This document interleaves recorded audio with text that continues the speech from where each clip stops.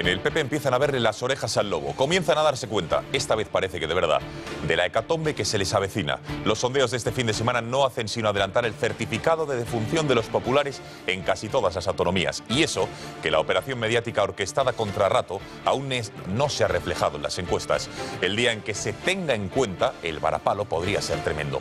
Por eso hoy, Alberto Núñez Feijóo ha dicho lo que ha dicho, que si el PP pierde, Mariano Rajoy debería abrir un periodo de reflexión. ¿Habrá más líderes que en público se muestren críticos con el actual presidente del partido?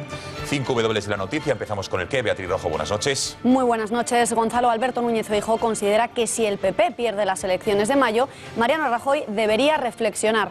Eso sí, matiza a continuación que está convencido de que su partido va a ganar las elecciones. Palabras de Feijóo a 1 mes y 4 días de los comicios autonómicos y con el PP inmerso en pleno caso Rato.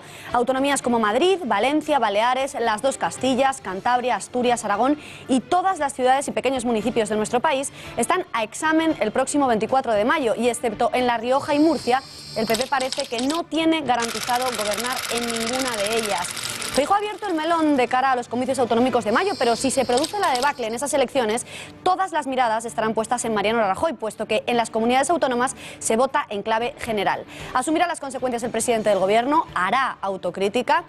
Pese al matiz de Feijóo asegurando que el PP va a ganar las elecciones, lo cierto es que se empieza a palpar el miedo y la preocupación entre los varones, y más si atendemos a las encuestas de ayer en Valencia, donde se proyecta un empate técnico entre PP y Ciudadanos. Que el PP va a caer de lo lindo en la mayoría de territorios es un hecho. La clave es saber si hasta el punto de tener opciones de gobernar o pasando a la oposición directamente. Nadie en el PP lo dice en público, pero muchos se lo plantean en privado. Si el PP se desmorona en mayo, debe ser Rajoy el candidato a la Moncloa. En las encuestas el PP ha entrado en barrena y eso, que el efecto negativo del caso Rato aún no se ha reflejado en las encuestas. Ni el efecto del voto anti-Podemos parece asegurar al PP ganar las elecciones. ¿Sería un recambio de Rajoy la solución?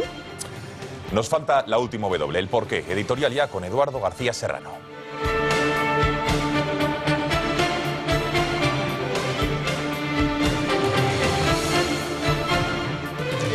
Buenas noches. Alberto Núñez Feijóo sí sabe a dónde va. Por eso, como en el viejo dicho galaico, al encontrarse en el descansillo de la escalera con Mariano Rajoy, otro gallego del que no sabemos, aunque lo sospechemos, a dónde va, le ha tocado la gaita a su paisano diciéndole que si hay malos resultados electorales en las urnas que se avecinan, tal como ha sucedido en Andalucía, tendrá que replantearse el liderazgo del PP e incluso ser el candidato a la presidencia del gobierno.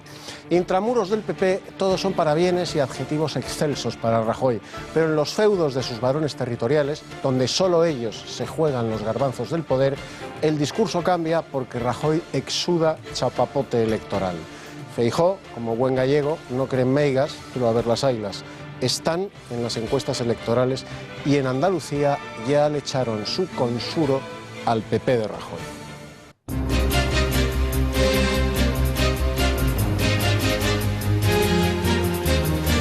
El drama de la muerte de inmigrantes africanos que intentan llegar a Europa sigue aumentando. Al trágico suceso del naufragio al norte de la costa de Libia este sábado de un pesquero con 700 personas a bordo, hay que sumar otros 3 fallecidos en la isla griega de Rodas este lunes. Iban 200 inmigrantes a bordo. En paralelo hay 2 embarcaciones navegando por el Mediterráneo con 450 inmigrantes el total. El ministro del Interior pide poner medios para socorrer, evitando al tiempo el efecto llamada.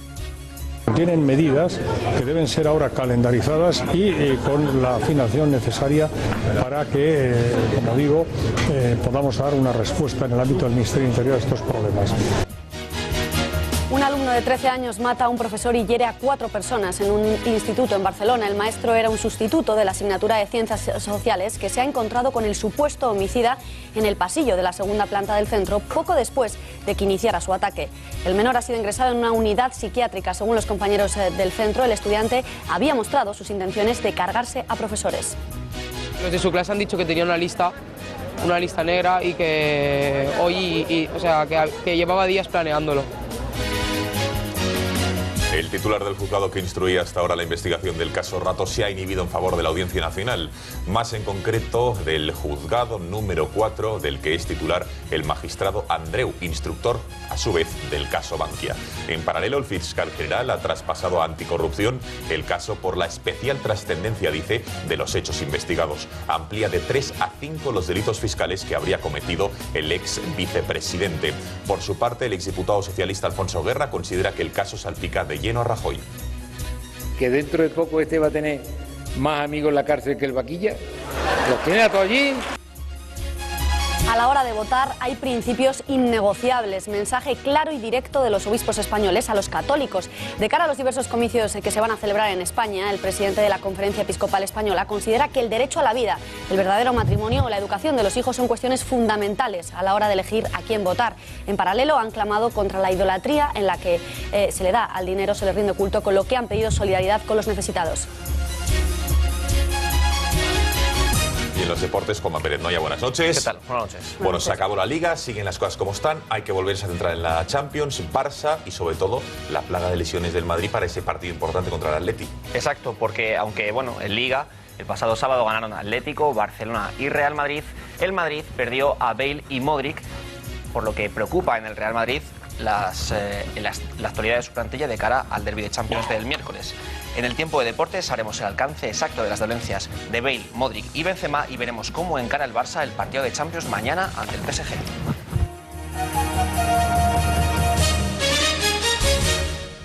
Los de su clase han dicho que tenía una lista negra y que que llevaba días planeándolo. La tragedia se ha vivido esta mañana en Barcelona. Un alumno de 13 años ha irrumpido a las 9:15 en su instituto armado con una ballesta y un machete y ha matado a un profesor y ha provocado varias heridas a otras 4 personas que estaban en el centro educativo llamado Joan Fuster. La conmoción ha sido total. El chico ha sido trasladado a un centro hospitalario para evaluar su estado psíquico, físico y psicológico. Al tener 13 años, el joven no puede ser imputado, ya que el Código Penal establece los 14 años, en los 14 años, la edad a partir de la cual un menor responde por sus actos delictivos. Repasemos la cronología de esta fatídica jornada. Todo empezaba, como les decíamos, a las 9:15 de esta misma mañana.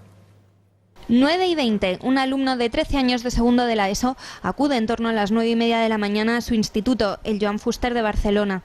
Llega casi una hora tarde a clase y lleva varias armas en su mochila. Cuando su profesora le abre la puerta, le dispara en la cara. Después apuñala en la pierna a otra alumna, hija de la profesora atacada. Inmediatamente un profesor sustituto sale de una de las clases cercanas al escuchar gritos de auxilio. Es apuñalado con un machete y muere de forma instantánea. 9:25. El adolescente asesino se pasea un rato por el centro entrando en otra clase de segundo de ESO en la que agrede a una segunda alumna. Mientras, varios grupos de alumnos se encierran en las aulas a su paso. Otros, que se atrevieron a salir de las clases, se encuentran al jefe de estudios intentando reanimar al profesor. Nosotros salimos corriendo para abajo y me viene un colega y me dice: oye, que han rajado a un profesor, está en el suelo. Bueno, la última vez que lo vi estaba en el suelo, apuñalado, desangrándose y con la cabeza morada. 9:35. Tras sonar la alarma, los alumnos empiezan a agruparse en el patio, momento aprovechado por el agresor para herir en la oreja a otra profesora. Finalmente es reducido en los servicios por el profesor de gimnasia. Sobre esa hora llegan los Mossos de Escuadra, que desde ese momento custodian al menor. Según los primeros indicios, habría sufrido un brote psicótico. En las primeras declaraciones en los aledaños del instituto, los alumnos han hecho varias reflexiones, desde que tenía esquizofrenia a que venía amenazando con matar a varios profesores desde hacía algunas semanas. Básicamente iba por una profe y la profe iba pasando de clase en clase y la estaba persiguiendo, y cuando el profe ha visto que iba por esa mujer ha intentado pararlo. Decía que algún día iba a matar a algún profe, pero nadie se lo tomaba en serio. Los de su clase dicen que tenía esquizofrenia, pero no lo sabemos muy bien. El profe que ha fallecido me parece que llevaba 2 semanas y era sustituto. Y nada, no lo conocíamos bien, no nos ha dado nunca clase. Al salir hemos empezado a correr, había mucha gente que estaba mirando a ver qué pasaba, mucha gente creía que un profe había matado a un niño. Después no sabíamos quién era bien y después nos han asegurado que era ese niño y que ese niño había matado al profe. A su hermana la han avisado cuando estaba arriba del todo y le han dicho que su hermano estaba haciendo eso y ha bajado, va primero de bachillerato y le hemos visto en el patio llorar. Tenemos conexión telefónica con Carlos, que es un padre de uno de los alumnos del Instituto Joan Fuster. Carlos, muy buenas noches y gracias por atender la llamada de este informativo en un día tan duro, entiendo, para usted y para su familia. Gracias y buenas noches. Hola, buenas noches. Bueno, en primer lugar, ¿se esperaban en algún momento que algo así pudiera suceder?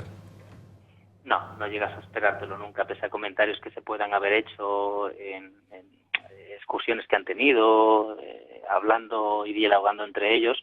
Nunca puedes llegar a entender que esto sea cierto. Es complicado atender a un razonamiento así. ¿Qué relación tenía su hijo con el presunto homicida? Bueno, la relación que tenía venía desde primaria, del colegio anterior, desde quinto de primaria. No pertenecía a un mismo grupo, pero bueno, se conocíamos a los padres, nos conocíamos todos. Sí. ¿Y les había parecido en algún momento que este niño pudiera tener algún tipo de comportamiento extraño, raro? No lo hubiese dicho nunca en la vida. No, de verdad, no lo hubiese dicho nunca en la vida. Me parecía un niño normal y corriente. De hecho, me parecía y me sigue pareciendo. Lógicamente ahora marca un después, pero nunca lo hubiese dicho, ¿cierto? No. Carlos, ¿cómo está su hijo? ¿Cómo se ha enterado de la noticia y cómo se la ha tomado? Bien, bueno, yo me enteré a las 9:30 de la mañana. Me llamó mi hija muy alterada y me dijo que habían disparado a alguien. Lógicamente yo salí corriendo de aquí y me fui al instituto y encontré el despliegue de policial que había y del servicio de emergencias médicas y mi hija alteradísima, muy alterada. Luego me lo explico con más detalle. ¿A qué cree que se deba que un niño pueda coger una ballesta, un cuchillo, un cóctel molotov y plantearse matar a un profesor y llevar a cabo esa acción? Bueno, bajo mi humilde punto de vista, yo creo que esto tiene que estar muy premeditado y muy madurado. Por los indicios, llegar más tarde, una hora más tarde a clase, ellos comienzan a las 8 de la mañana, a las 9:20, según dicen testimonios, se presentó en clase y comenzó a cometer ese tipo de actuaciones. Esto quiere decir que, bueno, el llegar tarde es posible que no había nadie en el hogar, no lo sé, lo desconozco, pero el estudio debería de estar premeditado. No solamente el que se presentó no solamente con un cuchillo, sino con una ballesta y con algo más, dicen. Hablan de cóctel molotov, no sé bien qué fue. Pues Carlos, le agradecemos muchísimo que haya atendido la llamada de este informativo en un día tan duro para usted, sobre todo también para su hija y todos los compañeros del área educativa. Gracias y muy buenas noches y ánimo en este duro día. Gracias, muy amable. Para el ministro del Interior, Jorge Fernández Díaz, el ataque debe hacer reflexionar a todos sobre los valores que estamos inculcando a nuestros jóvenes. ¿Qué tipo de sociedad estamos construyendo? ¿Qué valores estamos inculcando a nuestros jóvenes, ¿no? Pero en todo caso, efectivamente, la situación es dramática, a todos nos ha conmovido y que digo que es una persona que no es penalmente responsable, es absolutamente menor de edad, pero como digo, el que se haya podido producir una tragedia de esas características significa que algo está fallando en nuestra sociedad, sin duda, y podríamos de esa tragedia extraer algún bien, y es reflexionar entre todos conjuntamente, sin partidismo, sin electoralismos, acerca de los valores que estamos inculcando a nuestros jóvenes. El joven que responde a las iniciales M.P.C. ha sido ingresado para evaluar su estado de salud, pero no puede ser imputado al ser un menor y tener tan solo 13 años. Esto es lo que dice el Código Penal sobre los menores, lo están viendo. El artículo 3 concretamente dice que cuando el autor de los hechos mencionados en los artículos anteriores sea menor de 14 años, no se le va a exigir responsabilidad con arreglo a la presente ley, sino que se le aplicará lo dispuesto en las normas sobre protección de menores previstas en el Código Civil y demás disposiciones vigentes. La secretaria de Estado de Servicios Sociales e Igualdad ha dicho esta misma tarde que el Gobierno no está estudiando cambiar precisamente esto que acaban de leer, que es la ley del menor, sino intentar regular y reformar la ley sobre lo que está relacionado con los jóvenes, las redes sociales o la televisión. Bueno, yo creo que la ley, nosotros hemos hecho una modificación de la ley de protección a la infancia donde se mantiene la ley tal y como estaba. Entonces, lo que creo más importante es evitar trabajar por la sensibilización. La violencia no es el camino, ningún tipo de violencia. Tiempo de análisis. Hemos querido preguntar a Daniel Carracedo, abogado penalista de Fuster Fabra Asociados, para que nos aclare algunos aspectos de la ley del menor. Señor Carracedo, muy buenas noches. ¿Existe responsabilidad penal por debajo de los 14 años de edad? También le queríamos preguntar qué le va a pasar a este joven tras haber matado a un profesor y herido a otras 4 personas más. Y por último, si a su juicio sería conveniente reformar la ley del menor. Muy buenas noches. Hola, buenas noches. Bueno, en primer lugar, en cuanto a la responsabilidad penal de un menor de 14 años, hay que decir que no existe responsabilidad penal. El Código Civil establece que su aplicación es a partir de los 18 años y en el artículo 19 se remite para los hechos cometidos por un menor de esta edad a una ley orgánica que regulará la responsabilidad penal del menor. Esta ley del menor lo que regula es la franja de edad que va entre los 14 y los 18 años, por tanto, en un caso como el que ha ocurrido en el día de hoy y siendo un menor de, siendo un menor de edad de 13 años, no existe ningún tipo de responsabilidad penal. En cuanto a qué es lo que le va a ocurrir a este menor, bueno, el propio artículo 3 de la ley del menor establece que el fiscal de menores emitirá un informe que remitirá a la autoridad administrativa competente para, en su caso, la aplicación de determinadas medidas que siempre serían en el ámbito civil o incluso familiar. Nunca habrá una respuesta penal por estos hechos. Y por último, en cuanto a si sería conveniente reformar o revisar la ley penal del menor, hay que decir en un primer lugar que, bueno, esta ley y la limitación que nuestro derecho tiene es una limitación que existe en todos los países de nuestro entorno, es decir, estamos dentro de la normalidad. Sin embargo, sí que en mi propia opinión, para determinados aspectos y en función de qué delitos, como delitos de sangre que han ocurrido en el día de hoy, sí que sería conveniente que hechos como los que han ocurrido no queden sin una sanción penal y revisarse para justo en concreto determinados delitos que sean delitos graves. Queda clarísimo. Muchísimas gracias, señor Carracedo. Tiempo de analizar el perfil de este presunto homicida. Nos cuenta lo que hemos averiguado de él nuestra compañera Cristina Ramos. Cristina, muy buenas noches. Buenas noches. Lo primero que hemos hecho ha sido buscar en su perfil de Facebook, donde hemos encontrado esta calavera que tiene en su foto de perfil. En el apartado de aficiones llama la atención que se considera un seguidor de la lucha libre y del SmackDown, un programa televisivo, como ven, de este tipo de peleas. Según hemos podido saber, también practicaba con un videojuego de esta modalidad llamado W2K15. En su iPod encontramos canciones de géneros variados como el rock and roll y el metal. Y entre sus películas favoritas aparece el título de Leyenda Urbana junto a la saga de Terminator. Además, el joven se considera un verdadero adicto a la serie de zombies The Walking Dead, aunque también le gustan otras muchas como las series de dibujos animados como Futurama o Los Simpson. Además, según ha confesado alguno de sus compañeros, este joven ya había advertido varias veces que tenía una lista con el nombre de 25 profesores a los que iba a asesinar para después suicidarse.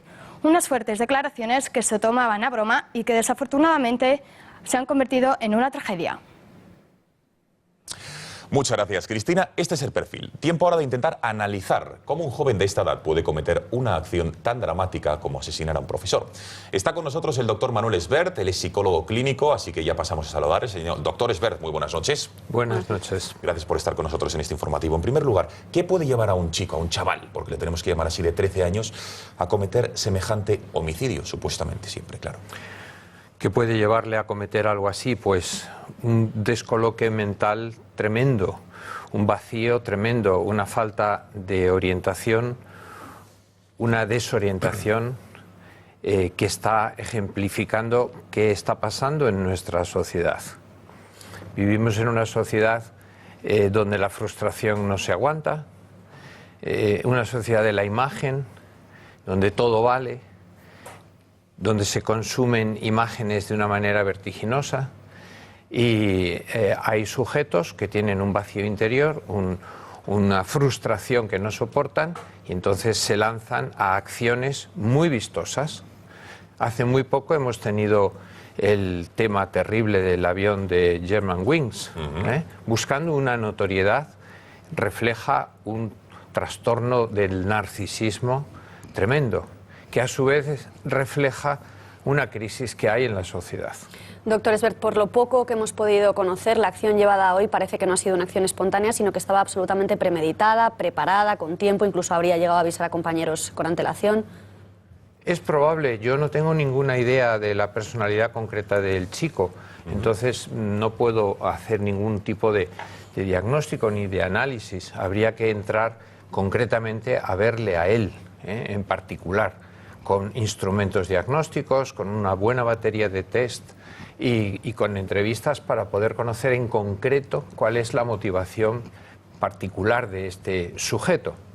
Pero si estamos entendiendo bien lo que usted nos dice, el objetivo era dos, o llamar la atención en plan narcisista, como ha dicho, o una sed de justicia que no se sabe en base a qué. Porque, por cierto, era un profesor que parece ser que se ha cruzado con él y que llevaba pocos días dando clases, era un profesor sustituto, o sea, no es que era un profesor al que le tuviese manía o que hubiese tratado con él mucho tiempo, ¿no? Claro, ya le digo que es muy difícil poder hablar sin conocer a la persona de las motivaciones particulares que haya tenido.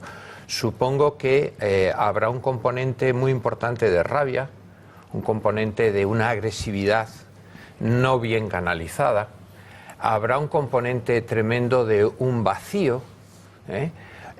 Hay un elemento muy curioso. Toda transgresión, y particularmente las transgresiones de adolescentes, suelen responder a que se vive con una falta de límites y el sujeto busca el límite sí o sí. Claro. Ahora se lo va a poner la policía, los jueces, las instituciones. O sea que lo que estamos viendo es que la adolescencia y en cierta medida toda la sociedad, porque vivimos en una sociedad que adora lo adolescente, tiene falta de límites. Y en esa falta de límites no se puede vivir porque la ansiedad que produce es muy grande. ¿Usted como profesional qué ve más urgente? ¿Regular la ley del menor o regular el entorno violento de las redes sociales, las amistades, los videojuegos, también cuestión de la educación en casa? ¿Qué opinión le merece? Bueno, yo soy psicólogo y echo de menos la presencia de psicólogos y de buenos psicólogos en la sociedad. Yo creo que en nuestra sociedad se quieren arreglar las cosas mal, con medidas externas que son muy llamativas, pero que realmente no solucionan las cosas. Creo que la profesión nuestra es necesaria para entrar a poder poner orden, humanizar y empezar a hacer fluida y eficaz la relación social en general. Entonces no hablaría cambiar la ley de tal, cambiar la ley de cual. Pues no lo sé. Realmente sé que hacen falta psicólogos mediadores, buenos psicólogos escolares, bien dotados, con buena formación también en la clínica. Todo eso hace mucha falta y todo eso falta, no lo hay. Ya por último, doctor Esbert, ¿usted cree que a lo mejor la presencia de un psicólogo o de algún profesor con más elementos de juicio hubiese podido evitar o detectar a tiempo que una alumna sí podía llevar a cabo semejante atrocidad o no? ¿O es muy complicado? Vamos a ver, lo que está manifestando este problema ante todo es que la familia está en crisis. La familia tendría que ser el primer elemento de crianza, el primer elemento de maduración. Y eso no existe. Se ha perdido la autoridad, los padres envidian a los hijos y la libertad de los adolescentes, hay un cacao tremendo, se han perdido las distancias. O sea, hay muchas cosas que arreglar. No pensemos que poner un psicólogo en el colegio va a solucionar las cosas. Muy buen psicólogo tendría que ser y habría que darle muchos medios, que tampoco ocurre. Porque hay otro problema y es que enseguida las cosas que ocurren se tienden a convertir en problemas de salud. Y convirtiéndolos en problemas de salud, entonces se van a arreglar con medicación. Y esa es otra barbaridad. Doctor Esbert, psicólogo clínico, muchísimas gracias porque ha sido usted muy claro, muy didáctico a la vez para los no entendidos y ha puesto los puntos sobre las IES, detectando los problemas. Yo les agradezco que recurran a los psicólogos porque tenemos cosas que decir. Pues tiene las puertas abiertas este informativo para venir cuando usted considere. Gracias y buenas noches. Gracias.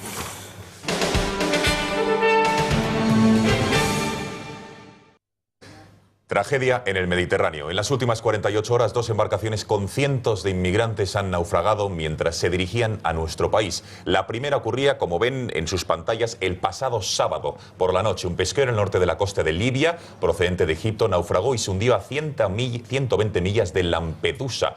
De momento, solo 28 personas han sido rescatadas con vida. La segunda desgracia tenía lugar hoy mismo en la isla griega de Rodas, donde una embarcación con 200 inmigrantes se encallaba. 3 personas han perdido la vida. Y atención, porque a estas horas la Organización Internacional para Inmigraciones asegura haber recibido la llamada de 2 embarcaciones diferentes con 300 y 150 personas a bordo respectivamente, que están a la deriva en estos momentos, lo ven en sus pantallas, respectivamente en el Mediterráneo. 350 y 150 inmigrantes a bordo. En total, más de 1.500 inmigrantes han intentado llegar por mar a Europa en las últimas horas, algunos con más o menos suerte, pero el drama está ahí presente. El próximo jueves la Unión Europea celebrará una cumbre extraordinaria para abordar la llegada masiva de inmigrantes. Las primeras medidas: aumentar el presupuesto para vigilancia marítima y los esfuerzos para destruir utilizados por las mafias. Bueno, y las noticias de última hora que nos llegan es que uno de los inmigrantes supervivientes ha asegurado que, por ejemplo, en la embarcación del pasado sábado no iban 700 inmigrantes a bordo, sino que iban más, hasta 950 personas. Pero ¿de dónde proceden todos ellos? Tenemos algunas preguntas concretas que vamos a intentar dar respuesta. ¿Hacia dónde se dirigen? ¿Y cuántos han llegado, o han intentado, mejor dicho, llegar a Europa? Pues según Frontex, solo en la última semana arribaron a aguas sicilianas 11.500 inmigrantes procedentes de África. En el último año, atención, 218.000 irregulares trataron de alcanzar las costas europeas. Al menos 3.500 perdieron la vida en el intento. Un flujo migratorio que avanza ante el éxodo de personas que huyen de guerras civiles y del avance del Estado Islámico. 90.000 personas abandonaron Irak en los últimos meses. Desde principios de 2015, 20.000 libios dejaron su patria. 3 son los focos de inmigración irregular desde África hacia Europa, con 2 países como objetivo principal: Italia y España. Veamos detenidamente de dónde vienen. Una primera ruta procede de los países del Mediterráneo oriental. Estaríamos hablando de esta zona. Inmigrantes de Siria, Afganistán o Bangladesh se dirigen hacia Grecia, hacia Malta y hacia Italia. Alejandría, por tanto, se ha convertido en una puerta de salida hacia Europa. Localizamos una segunda ruta procedente de los países del centro de África, como Túnez, Somalia, Libia o Eritrea. Su destino: las islas del sur de Italia, el país que hay que decir que es el país de Europa con mayor presión migratoria. Y por último, identificamos una tercera ruta con destino hacia España. Son los inmigrantes procedentes de Marruecos y Argelia. Los países del Mediterráneo occidental, 2 son las puertas de entrada para estos inmigrantes: en patera, a través del estrecho de Gibraltar, o trepando las vallas de Ceuta y Melilla. Los inmigrantes de Gambia y Senegal se dirigen por mar hasta las Islas Canarias. Vamos a escuchar la opinión de Eduardo García Serrano. Eduardo, tiempo de análisis. Beatriz, las viejas rutas del tráfico de esclavos que cruzaban África y surcaban el Mediterráneo de sur a norte desde la antigüedad hasta el abolicionismo del siglo XIX vuelven a jalonarse de carne humana en manos de los negreros del siglo XXI. Sin látigo y sin grilletes, los nuevos traficantes de esclavos extraen su mercancía de la geografía del terror, de la guerra y de la desesperación al sur del Sáhara. Los embarcan en cascarones hurtados al desguace y los hacen zarpar rumbo al norte. Cuando zozobran y el Mediterráneo los devora, los negreros no pierden nada porque han cobrado el pasaje antes de que el esclavo aborde la nave que le lleva a la muerte. Mañana zarparán más y los negreros seguirán haciendo caja en connivencia con los gobiernos de los países de origen, mientras Europa recoge los cadáveres de las viejas rutas de los esclavos del viejo Mare Nostrum.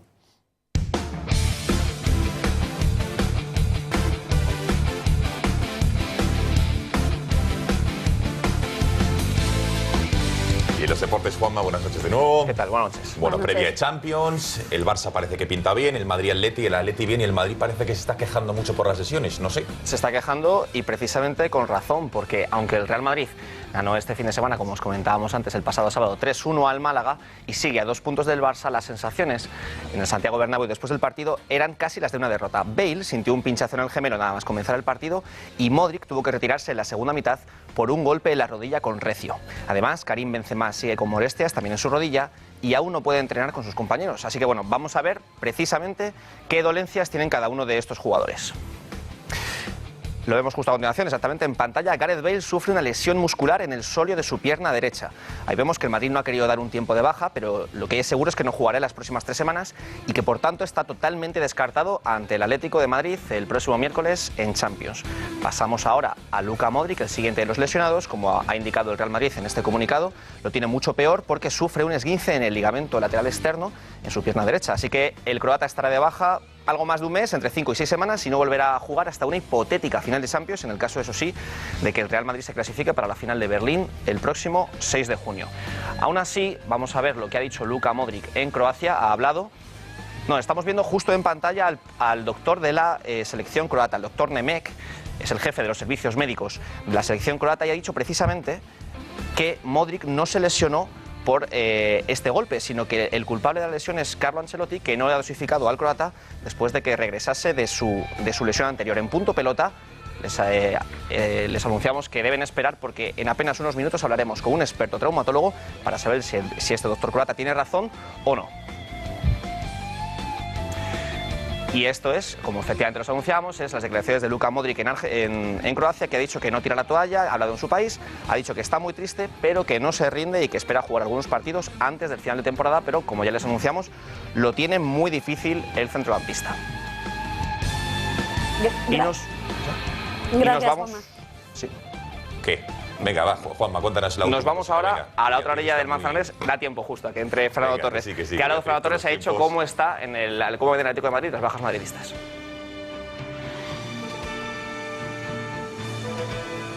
¿No se oye? ¿No se oye? Parece ser que no, que al final no, que tenía razón yo.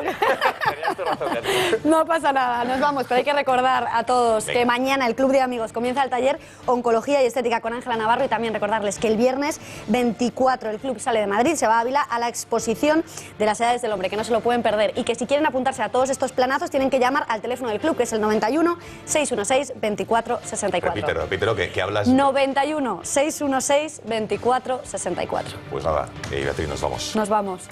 Gracias por su confianza, ya lo saben, punto pelota al Catalagua, la información vuelve mañana puntualmente a las 8 de la tarde, así que hasta mañana. Hasta mañana.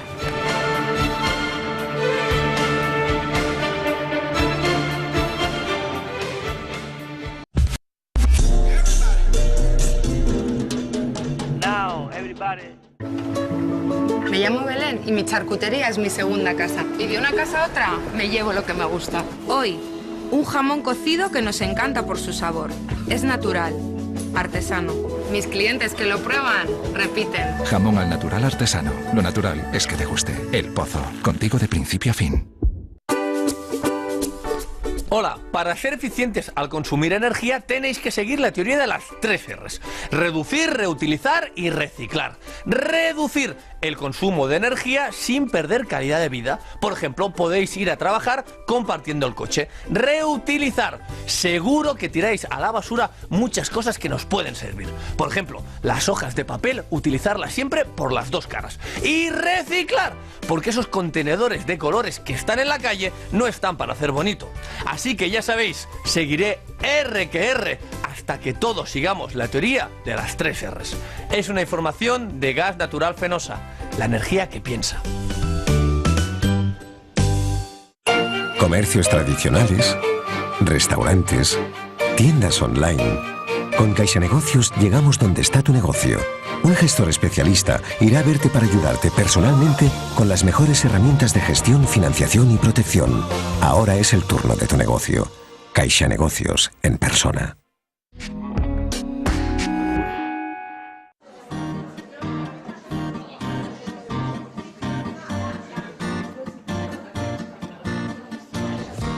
Es realmente extraño para mí estar participando en este concurso de belleza, porque, no sé, no me podría calificar de reina de belleza. Me parece que no soy lo suficientemente dulce como para agradar a todo el mundo, aunque es cierto que soy abierta y sonrío mucho. Hola Nadiezhda, ¿qué te parece tu nuevo aspecto?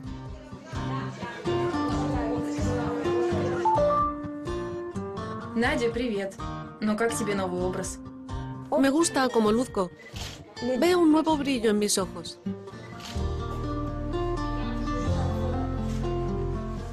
No soy modelo, solo me estoy poniendo a prueba. Pero esto es tan solo el comienzo.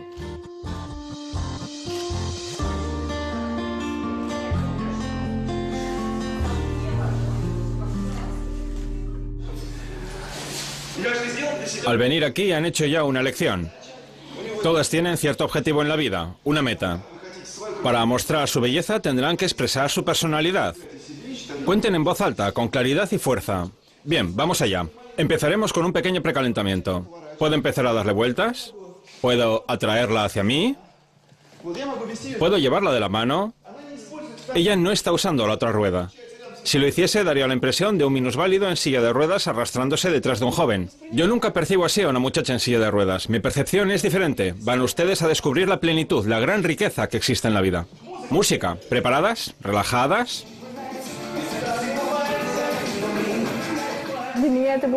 Era algo tremendamente insólito para mí, porque en la vida cotidiana tengo todos los músculos dormidos. Y aquí se me pide que mueva el brazo, la pierna, que gire la cadera, que mueva todo el cuerpo. Los músculos que jamás he sentido empiezan a dolerme y me doy cuenta de que estoy viva. Y 1. Bien.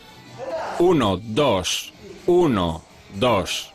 1, 2. Perfecto, muy bien. Estira la mano hacia adelante.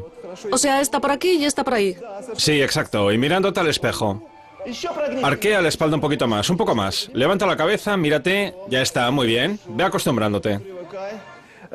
Durante los ensayos deben imprimir emociones al baile desde ya mismo.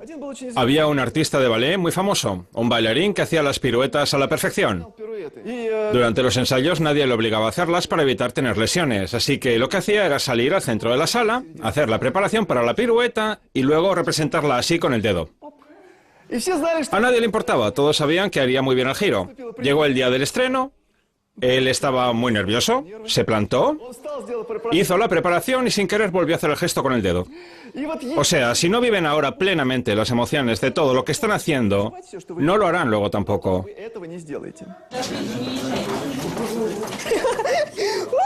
Cuidado con los pies, muchachos, cuidado con los pies. Entonces, el primer papel que puede desempeñar un argumento es lo que les he comentado en todas las sesiones anteriores, la vida. Por favor, recuerden esto, con que hay que empezar en la práctica.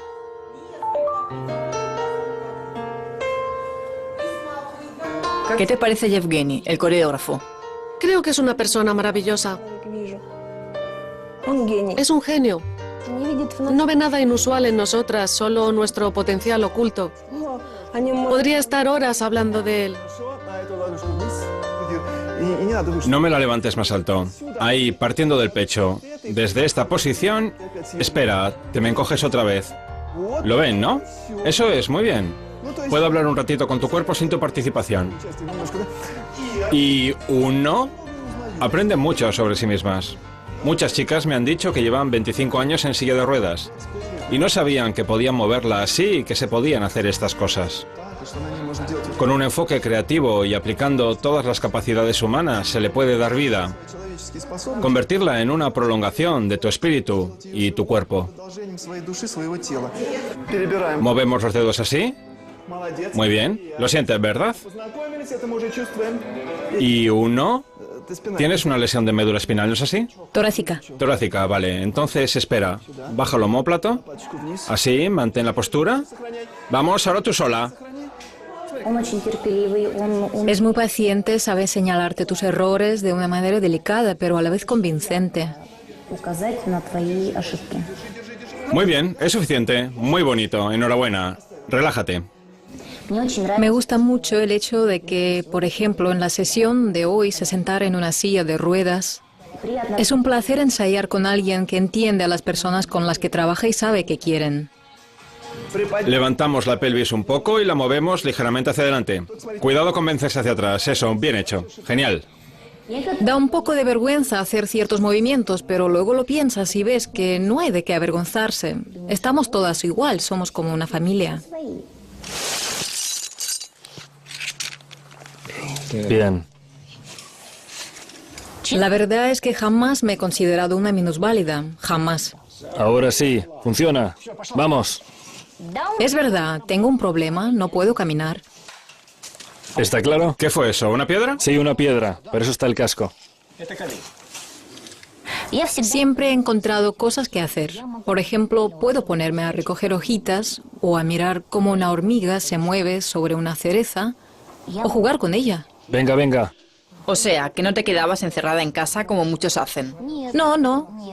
Aunque, claro, a veces la única cosa que me daba rabia no poder hacer era jugar a la rayuela. Tenía unas ganas enormes de saltar a la rayuela. Lo recuerdo muy claramente. Sube. Luego me dediqué al deporte. Y 1. Me sentía eufórica. Cuando llegas allá arriba, te das cuenta de lo que es realmente la libertad. Bien. ¿A dónde? ¿Cómo que a dónde? Ahí. ¿Qué están haciendo? Así. En 4 años jamás la he oído quejarse. Es una persona muy optimista. Es fantástica. Ponla.